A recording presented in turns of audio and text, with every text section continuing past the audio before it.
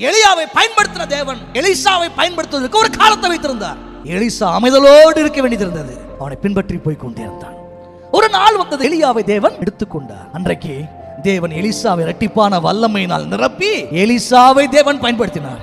Elisha தான் முடிவுக்கு வரும் காலத்துல ஒரு அம்பை எடுத்து சொல்லுகிறான், நான் அல்ல, கர்த்தர் தம்முடைய ரட்சிப்பின் அம்பை பயன்படுத்த போகிறார் என்று சொல்லி திக்க தரிசனத்திற்கு அடையாளமாக ஒரு அம்பை காண்பித்தான். நான் என்ன சொல்ல விரும்புகிறேன் தெரியுமா? நீங்கள் கர்த்தருடைய கரத்தில் துலக்கப்பட்ட அம்பாக இருக்கிறீர்கள்.